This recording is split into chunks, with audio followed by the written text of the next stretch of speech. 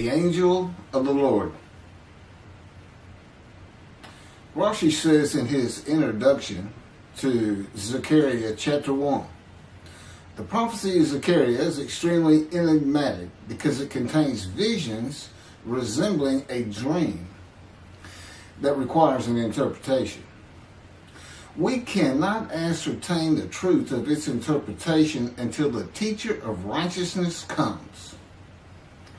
Nonetheless, I will put my heart to reconciling the verses one by one according to the interpretations that resemble it and follow the interpretation of Jonathan.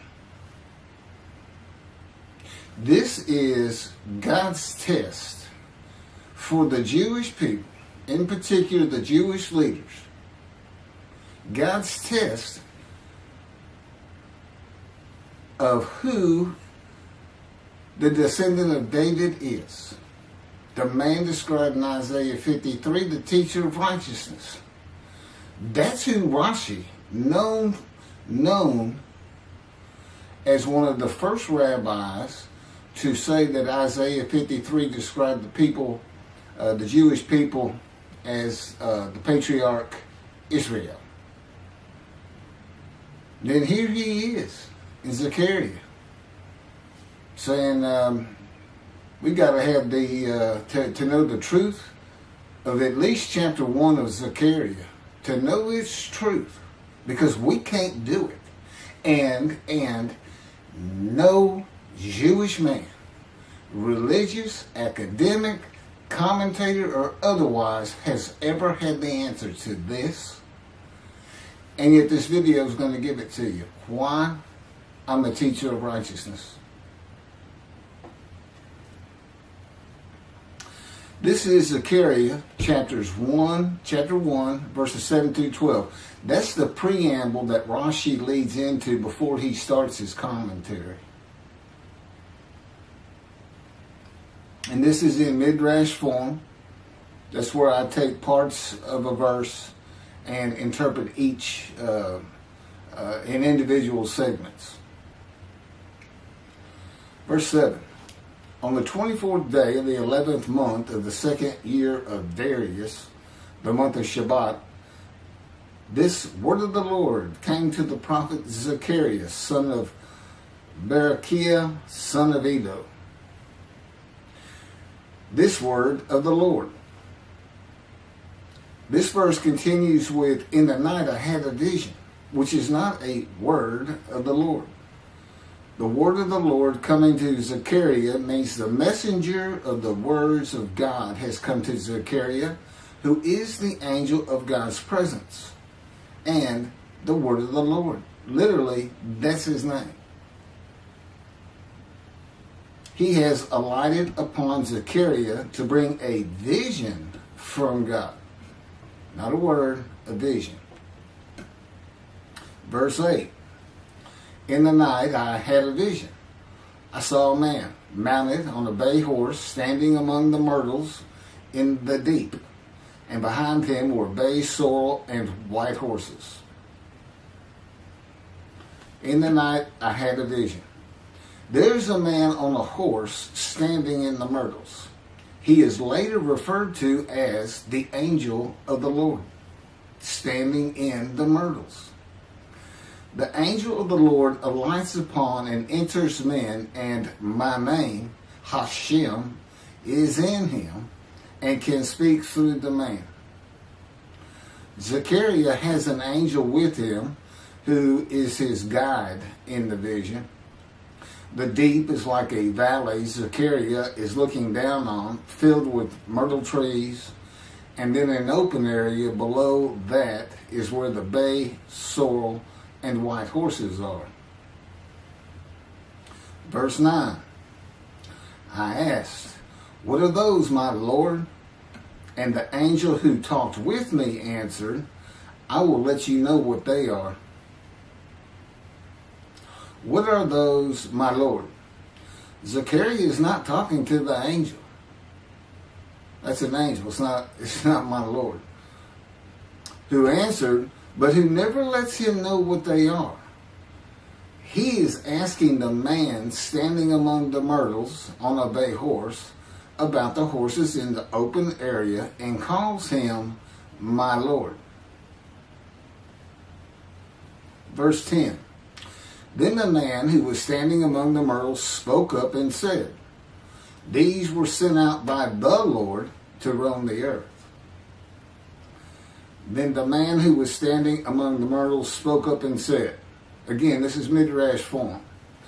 Okay, so the man standing in the myrtles answers the question of Zechariah, not the angel who is with Zechariah. Verse 11. And in fact, they reported to the angel of the Lord, who was standing among the myrtles. We have roamed the earth and have found all the earth dwelling in tranquility. And it's just like a dream. We have horses talking. You know, there could have been birds. Anything that can go far and go a long ways out and then come back. In this case, for this story or for this dream that was given Zechariah, it's horses. And in fact, they reported to the angel of the Lord.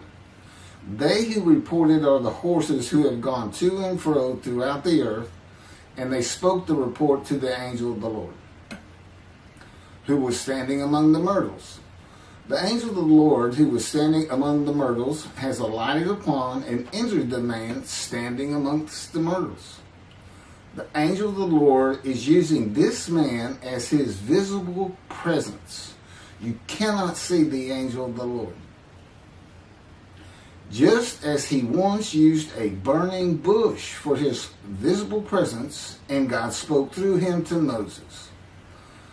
Not just as his visible presence, he also used the man to say, these were sent out by the Lord to roam the earth.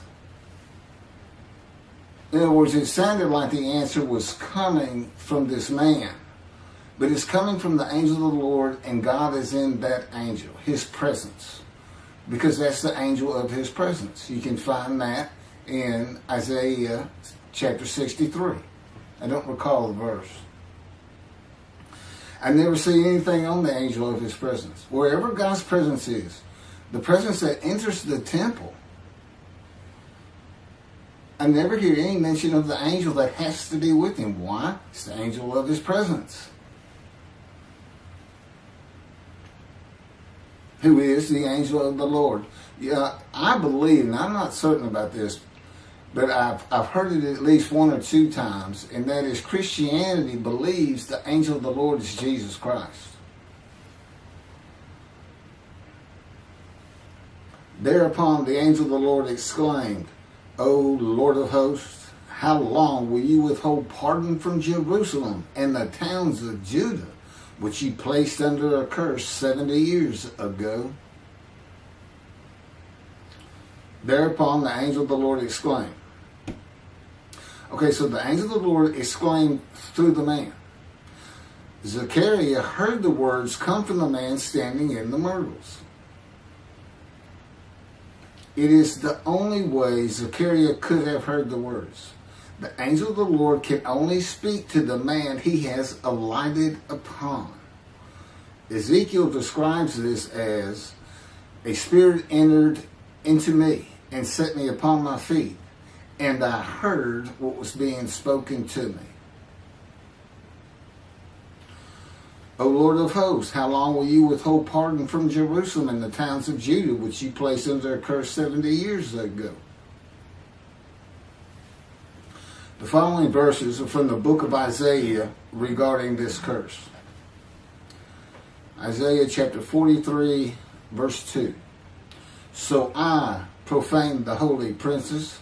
I abandoned Jacob to proscription and Israel to mockery. That, of course, is God speaking.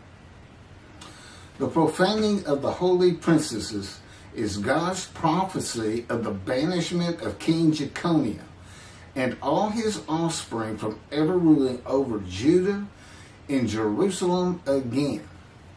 The line of the kings of Judah ended.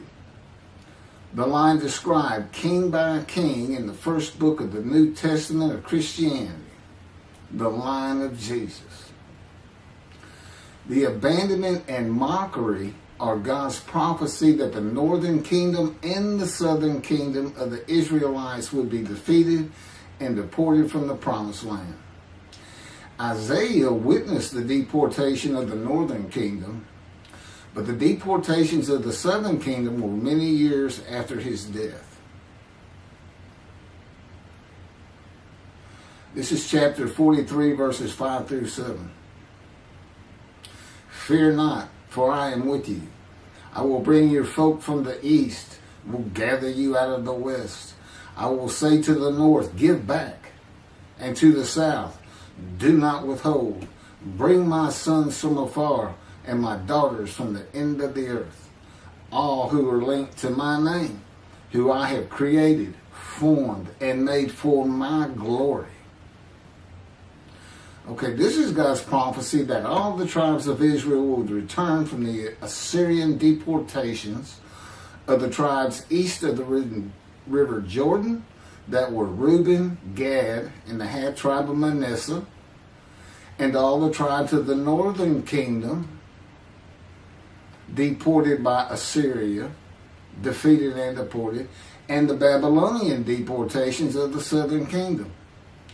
It is a prophecy that is specific to the Assyrian Babylonian exiles.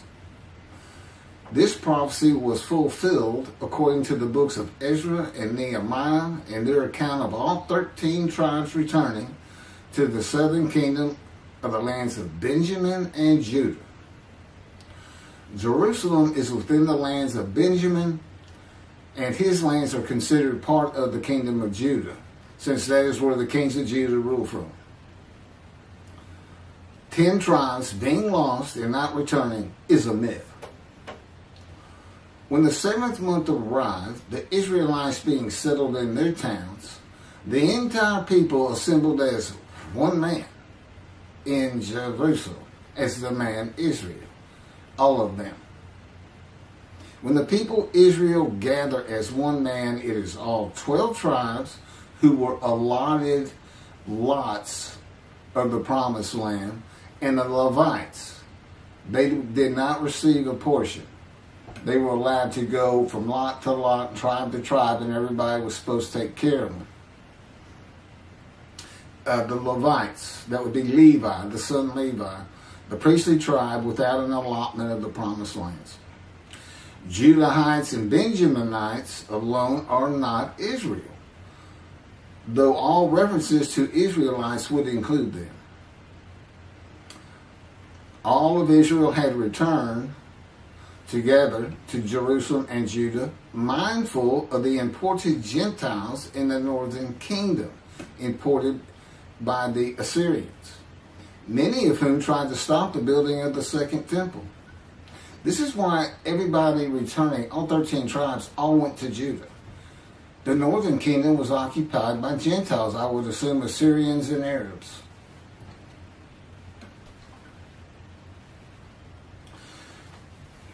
This is 1 Chronicles chapter 9, verses 2 and 3. The first to settle in their towns on their property were Israelites, priests, Levites, and temple servants, while some of the Judahites and some of the Benjamites and some of the Ephraimites and Manassesites settled in Jerusalem. That would be Ephraim and Manasseh. Manasseh was such a large tribe, it had to be broken in. It was broken in two. Half of it set up, their allotment was east of the river Jordan by about where Edom would be. And well, that was the tribe of Gad. Not Edom, Gilead, where the Tishbite, Elijah, the Gentile, was an inhabitant. Ramoth Gilead. Manassites, Ephraimites, and Judahites were the tribes with the largest allotment of the lands of Abraham, and Jerusalem is in the lands of the Benjamites. Those are who just got mentioned. The 3 largest lot owners. Okay, Benjamin, that's where Jerusalem is. He's important. And of course the priests, the Levites. So Ephraim and Manasseh were not lost tribes, as many believe from writings outside of the Bible. There never were lost tribes according to the Bible. Okay, so all 13 tribes returned and settled in new towns. The accounts of the deportations indicate there was not much left of the old towns. There is no account of how the new towns were settled, though it is unlikely it was based on prior ownership. The exile lasted too long for the deported owners to still be alive, and the tribes of the northern kingdom had to build new towns to live in. It also says the Levites settled in on their lands. So everybody had to pick and choose, and I'm sure the the strong and wealthy got the best places, and again, many just settled in Jerusalem. Okay, this is Isaiah chapter 43, verse 14. Thus said the Lord, your Redeemer, the Holy One of Israel, for your sake I send to Babylon. I will bring down all her bars, and the Chaldeans shall raise their voice in lamentation. This is God's prophecy that Assyria would be conquered by the Babylonians, who were defeated by the Chaldeans. But they actually go back and forth and actually became somewhat intermingled, Chaldeans and Babylonians. And that he would raise up the Gentile anointed king Cyrus of Persia to conquer them, to clear the way for all the tribes to return. That's how he cleared the way to the desert or made rivers for them. Basically, he got Cyrus to release them.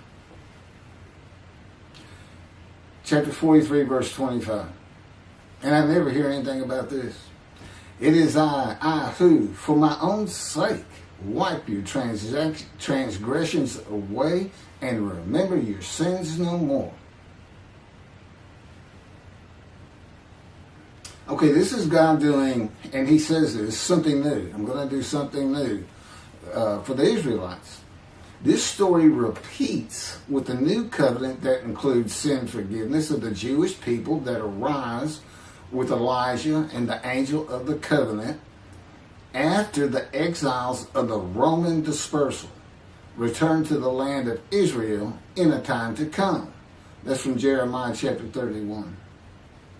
The Jewish people have returned from the Roman dispersal of them throughout the world, the diaspora, which means outside of the promised land, outside of Israel, to a land that lay desolate for more than 2,000 years until after the Holocaust, and they created the state of Israel in 1948.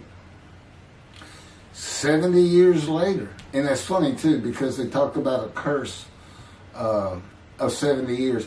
That 70 years, I believe, just applies to the last of 3 deportations of Judah and the defeat by the Babylonians, because the northern kingdom had been defeated and deported long before that, and the first to be defeated and taken to the lands of Assyria was Gad, the half tribe of Manasseh, the lands east of the river Jordan.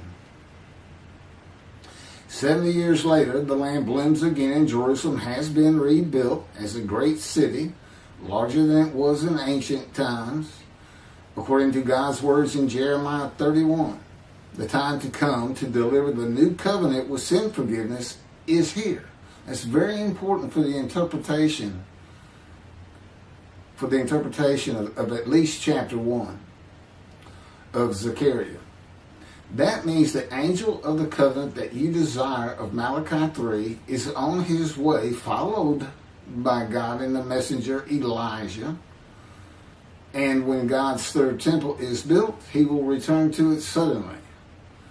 This is the day of the Lord. That's Malachi chapter 3. Now, Zechariah is in Jerusalem, and the construction on the second temple is about to begin. Isaiah has written God's words of sin forgiveness, which would have removed the curse long before this, when they were returning, when the remnant of the 13 tribes was returning. And the angel of the Lord proclaims, O Lord of hosts, How long will you withhold pardon from Jerusalem and the towns of Judah, which you placed under a curse 70 years ago? Okay, this vision of Zechariah and the words of the angel of the Lord through the man standing in the myrtles regarding the curse 70 years ago is to make Zechariah think and try to understand why the angel of the Lord would say this. From his perspective, the curse was lifted. He was back in Jerusalem with all the tribes preparing to build the second temple. The vision is for Zechariah to find out how and when the curse was lifted. And that's important today, because this is the day of the Lord. The new covenant is here, and every single Jew throughout the world is forgiven of their sins right now. And that message has been given to me to be delivered. And it's not getting out there. It's just not getting out there, and that's what happened here. Because if you read Ezra and Nehemiah, it's clear they had no idea that their slates had been claimed. And sin and continue. Once you know that God has just said, okay, I'm not going to remember any of that. Let's all start fresh. I'm here with the covenant of friendship. Let's everybody start being observant Jews. Okay? Which would include going to Yom Kippur. Having a slate claimed does not mean you have a lifetime now of sin forgiveness. The books of Ezra and Nehemiah reveal, this is how God had me write it down. This is from the book, Isaiah 53, in the day of the Lord, that was dictated to me. The books of Ezra and Nehemiah reveal that the 13 tribes did not know they had been forgiven. Right. We had to wait for the teacher of righteousness to know. And this is another thing I never see in this Messianic era that is taught, that is coming, is that God is with the descendant of David as he was with Moses. I mean, just right there with him.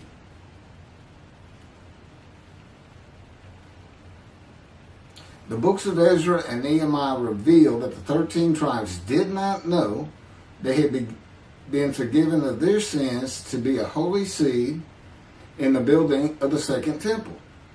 If people know they have been forgiven and have a clean slate from past transgressions against God and his laws, they are more likely to stop their sinful ways and abide by his laws in the future. The scroll of Isaiah needs to be found and interpreted by Zechariah and the religious leaders so they will know of God's forgiveness of their sins.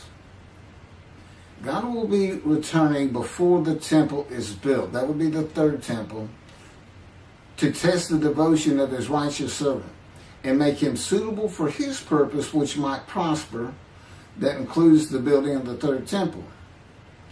This would begin when his spirit alights upon the anointed one, Moshiach. His presence with his righteous servant will be necessary for the temple to be rebuilt. Islam will not freely hand over their third most holy site to Israel and abandon the Dome of the Rock Mosque, a mosque that sits on the Temple Mount purchased by King David for God, the most holy site of the Jewish people. With God is the angel of his presence who is already on the way. You want me to skip that? Okay, this has been covered in other videos more than once.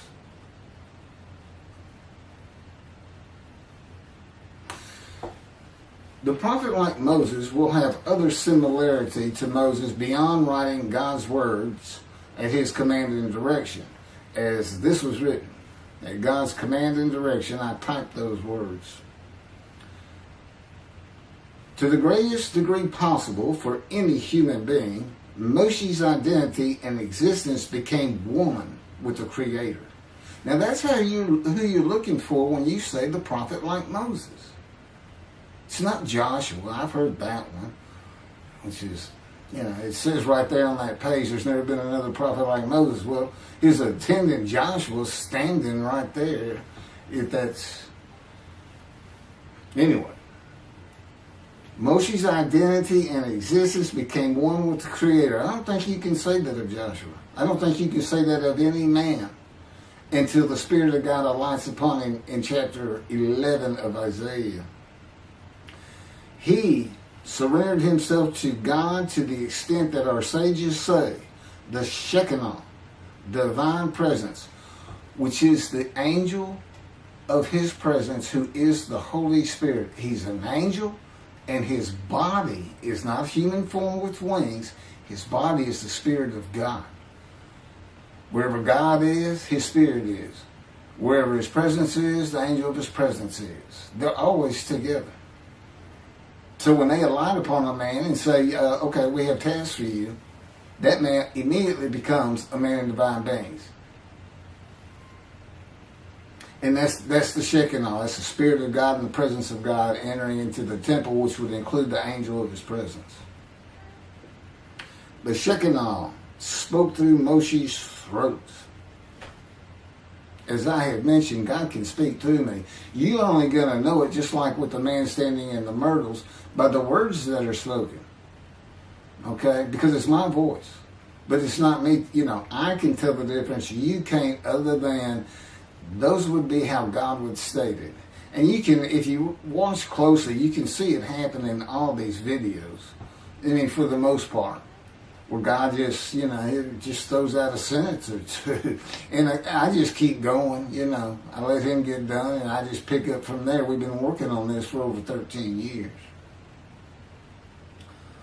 That's from the Zohar, Volume 3, page 232a. And then it says, i.e., he was God's veritable mouthpiece on this earth. That's from the Sefer Hashikos 5749, Volume 1, page 290, and a footnote. The prophet, like Moses, will also have the answer to these questions. Quote, the great Jewish philosophers try to understand the question of how Moses heard God literally, some insisting that God spoke actual words and Moses heard them with his ears, while others suggest that God's speech was communicated silently to Moses' intellect and only uttered in sound by Moses himself. Maimonides, Rambam, even as he affirmed the communication between God and Moses as a fundamental Jewish belief, ultimately conceded the mysteriousness of that process. The entire Torah reached Moses from God in a manner which is figuratively described as speech, but no one has ever known how that took place except Moses himself, whom that speech reached. That's commentary on the Mishnah, Sanhedrin, Chapter 1. Well, I have the answers, and I've been telling you the answers. God is in his Spirit. Spirit enters into you, because we find it in Ezekiel. There's where God tells you. God was telling Ezekiel, get up on your feet. Ezekiel says, at that very moment, a spirit entered into me, and I could hear the words of God. There it is. When he enters him. Now, he's not hearing that through his ears. There's the first question answered. It's not to your ears. And there is a silent knowing. That's what we call it, what God has taught me. Now, generally, I just hear words as though they came in through my ears and they're in my mind, as though my eyes and my ears had perceived. But he can put just knowledge into my mind without uttering a word. And it's kind of can be pointed out easiest with when he comes to a man, and like he came to Samuel, and Samuel just says, here I am. It's as though before he speaks to you, and this is what happened with me, he put in a knowledge in my mind that the God of creation was about to speak to me. And so when he did speak, it was as though he had always been there speaking to me. Not unlike how Adam would have felt. But